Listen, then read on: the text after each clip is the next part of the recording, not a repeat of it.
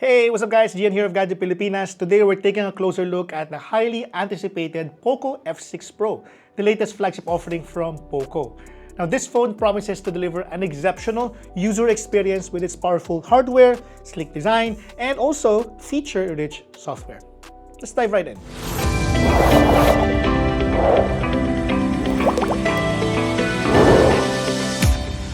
Kaka-launch lang nito sa Dubai at sa video na to, pag-uusapan natin ang mga dapat yung malaman sa POCO F6 Pro bago kayo mag-isip kung bibili kayo nito o hindi.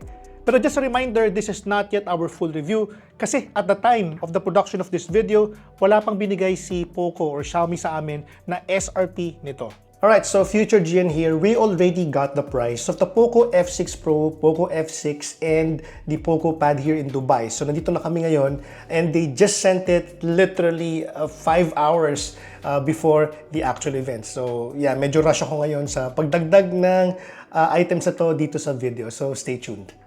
So consider this video as our first hands-on experience, pero I will link down below our full review once we're done with it. Now, right out of the box, the POCO F6 Pro shows a premium and modern aesthetic look. It is made of aluminum frame at saka glass back. No? The phone feels solid and durable in the hand, pero I would encourage you to use its black silicone case. The rounded edges and also yung curved back panel niya provide a comfortable grip. Yung matte finish ng back panel niya offers a stylish and fingerprint-resistant surface. Kakaiba, no? Yung design ng back panel niya, kagaya ng sabi ko dun sa aking unboxing video, may pagka-marble-like yung dating niya, no? Pero yung texture naman niya medyo matte, yung pagkaka-finish. Very interesting design, pero nga, still, no? I would encourage you to put on the case unless tipo mo talaga na hindi gumamit ng case. But you know what, I have to say, I'm not a fan of how they designed the camera bump of this phone. Yung gold trimming niya is not exactly for me. Pero opinion ko lang yan. Up to you kung ano gusto niyo. Now, in terms of display, the POCO F6 Pro features a 6.67-inch WQHD Plus Flow AMOLED display with a 120Hz refresh rate and a peak brightness of 4,000 nits. Sobrang taas, no? This display delivers vibrant colors, deep blacks, and exceptional clarity, making it an ideal choice for multimedia consumption and even for gaming. Yung high refresh rate naman niya ensures smooth scrolling and animations, while the HDR10 Plus support enhances overall viewing experience, especially to videos na supported nito. Ngayon naman, under the hood, the POCO F6 Pro packs the a-year-older Qualcomm Snapdragon 8 Gen 2 chipset, which ensures lightning-fast performance, especially for gaming. Very interesting yung choice of chipset dito no, ni POCO, and that is understandable because what they're aiming for is accessibility, pero flagship performance. Meron din ito na 16 gigs of RAM at syempre yung binibida ni Xiaomi ang 1TB UFS 4.0 storage niya. Now assuming that they price this within the mid-range space, ito na siguro ang first kung hindi ako nagkakamali no, na may 1TB storage at that price range. Now what's good about this is that it is UFS 4.0 pa. No? Mabilis ang read and write speed, kaya walang problema no, kahit mag-record ka pa ng 8K at 24 FPS using this phone. And yup, you heard it right, may 8K 24fps video recording mode ito along with 1080p and 4K up to 60 FPS. Now, if you're interested about benchmarks, you can check out our full review for that. But in terms of playing games, you can definitely expect this phone to perform outstandingly. Games like Arena Breakout and Diablo Immortal play very well on this device. Sabi ko nga kanina, no, expected ito since the Snapdragon 8 Gen 2 is an impressive chipset to begin with. And now, let's talk about its cameras. The POCO F6 Pro has a good array of cameras. It has a triple camera setup featuring a 50-megapixel main camera with optical image stabilization, an 8-megapixel ultra-wide lens, and a 2-megapixel macro lens. This versatile camera system captures stunning photos with excellent detail, dynamic range, and even color accuracy. I would not say though that this is its best suit, but it definitely passed our standard. The OIS ensures sharp and blur-free images even in low-light conditions.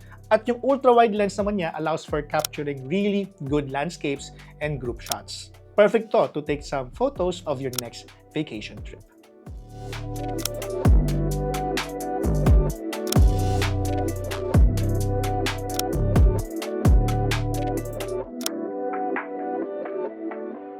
And now let's talk about the software. The POCO F6 Pro runs on Xiaomi's HyperOS, a custom Android-based operating system that offers a clean and intuitive user interface. Siksik sa features at customization options ang HyperOS. From gesture controls to theme customization, the software provides a more personalized and user-friendly experience. Siyempre, in the end, we need Xiaomi to commit to providing good after-sales service kahit sa software department. Ngayon, pagdating naman sa battery specifications, the POCO F6 Pro is equipped with a massive 5,000 mAh battery. Ang malupit dito ay suportado nito ang 120 watts na hypercharge technology. May kasama itong 120 watts charger inside the box. Kaya nitong ma-charge ang phone na to from 0% to 100% in just 19 minutes. Now, this combination of a large battery capacity and ultra-fast charging ensures that users can stay connected and productive throughout the day without worrying about battery life. By my experience, kaya nitong magtagal ng 16 hours at 15 minutes sa last kong benchmark, pero expected na pwede pa itong mabago over time. Ngayon, pagdating naman sa mga other features, solid ang sound nito. Meron tong Dolby Atmos support, maganda ang haptic feedback at vibration, hindi yung parang chip kapag pinipindot mo at nagva-vibrate siya. May IR blaster sa taas at heart rate monitor under the display. Meron ding memory extension up to 8GB, hanggang 8GB lang siya, at I'm not sure if pwede pang i-increase yan over time or later on, at OTG feature. At kung may company naman kayo at naghahanap kayo ng company phone, this also supports enterprise mode.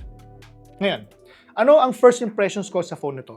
Solid lagi ang POCO F series in my experience. Hindi nalalayo ang expectation ko sa initial experience ko dito sa POCO F6 Pro. Kahit 1 year older ang chipset nito, I would say properly compensated siya sa mga overall package features nito gaya ng 1TB storage, Dolby Atmos support at good set of cameras. Now, if you want to know more about the POCO F6 Pro, check out our full review on our website. We should be able to post it in a few days. I will definitely include it in the description box below and also sa comments section. Now, if you're interested to buy the POCO F6 Pro, this will be available online only. Online exclusive siya. Hindi pa nasabi sa amin ni Xiaomi kung gaano katagal ang online exclusivity duration, pero we do not expect this to be sold offline. Alright, so as you said earlier, we now have the price.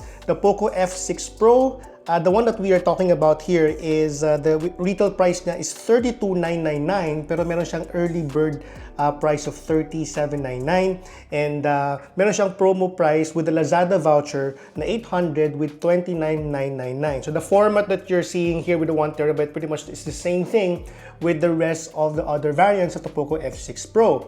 The 12GB with 512GB has a retail price of 28,999 and has an early bird price of 26,199 and a final price of 25,399.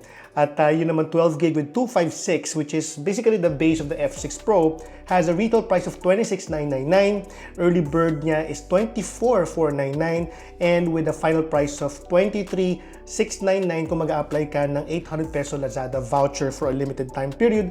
This is only, the promos that you're seeing is applicable only from May 23, that is today, to May 30 on Lazada, at least for the POCO F6 Pro. But now let's move on to the next one, which is the POCO F6, which some of you would also be very interested. The retail price of the base is 21,999, that is for the POCO F6, but with an early bird price of 18,799. But if you're going to get it with a Shopee voucher, yes, this one is exclusive to Shopee. It has a price of a Shopee voucher of 1,200, kaya ang final price lang ng base is 17,599, whereas yung early bird naman, or rather yung SRP naman ng 512GB variant is 24,999 with an early bird price of 21,199. And if you apply for the Shopee voucher na 1,200, ang final price ng promo period until May 30 is 19,999. So be sure to check out these items in those e-commerce platforms. But if you're now interested about the POCO Pad, yes, they'll also be bringing it to the country with an early bird price of 14,199. Pero ang SRP niya, at least for the 256GB variant, which is the only thing that we have in the Philippines, is 15,999. And if you apply for the Shopee voucher of 1,2, that's gonna be 12,999. So if you're gonna get it until May 30, that's the price. Pretty much good value, if I may say. So yeah, those are the things that we got, no? Hours before the event. So kaya isiningit ko siya sa video na to. Now, that's it for our video today. Thank you so much for watching. If you're new to the channel, I would love it if you can, of course, subscribe and click the notification bell.